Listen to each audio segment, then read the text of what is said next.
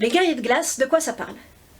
Donc les guerriers de glace, c'est un roman de fantasy à partir de 7 ans, et puis il n'y a pas d'âge limite, qui est paru chez Nathan.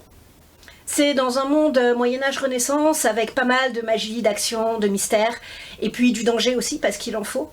Et une grande histoire d'amitié, parce que, comme me l'ont dit tous les jeunes lecteurs de mon entourage, l'amitié, c'est important. Donc ça commence dans le petit village de Rochheim, qui est situé au cœur des montagnes. Par un hiver très froid, c'est vraiment un monde de glaciers, de neige éternelle. Et dans ce village habite Alduin et Léna, ici représentée par Nancy Peña en couverture. C'est Nancy Peña qui a fait aussi les illustrations intérieures et elle a vraiment fait un super boulot. Donc Alduin, c'est le fils du chef. Léna, c'est la fille de la guérisseuse. Sa mère, on dit qu'elle est un peu sorcière. Elles vivent toutes les deux à l'écart du village. Bref, ces deux-là, ils ne devraient pas être amis, mais ils le sont quand même. Et tous les 10 ans aussi, il y a des guerriers de glace, toujours en couverture, qui descendent des sommets et qui attaquent les villages des vallées. Ils ont des armures de glace éternelle, des épées de glace éternelle.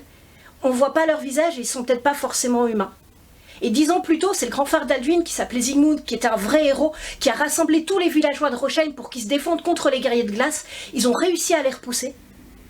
Simplement, Zygmunt est parti pour les vallées parce que dans les vallées, il y a la guerre et il n'est jamais revenu.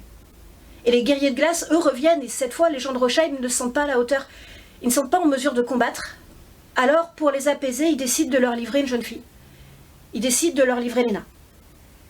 Et évidemment, Léna n'est pas d'accord, Alduin non plus d'ailleurs, donc ils vont s'enfuir du village, essayer eux de trouver le secret des guerriers de glace et peut-être de sauver leur monde. Voilà, donc ça c'est le premier tome, enfin à la base c'est une histoire unique, complète, qui était parue comme une histoire unique. Et puis les lecteurs l'ont beaucoup aimé, donc merci les lecteurs, il y a eu des réimpressions et il y a une série qui a été lancée. Donc maintenant il va y avoir un tome 2, et puis un tome 3 et un tome 4. Donc le tome 1 c'est l'hiver et l'idée c'est qu'on va couvrir les 4 saisons, le tome 2 c'est au printemps, le tome 3 c'est en été, le tome 4 en automne et puis ça s'arrêtera là. Alors là j'ai déjà le tome 2 qui va sortir le 9 juillet 2020. Donc là ça se passe dans une immense forêt avec beaucoup de créatures magiques. Et cette fois Alduin et Léna vont être confrontés au sombre roi vert, toujours par Nancy Peña les illustrations, qui est un être monstrueux, gigantesque et qui fait peur vraiment à toute la forêt. Et dedans aussi, il y a un renard. Pareil, parce qu'il a été beaucoup demandé par les jeunes lecteurs autour de moi.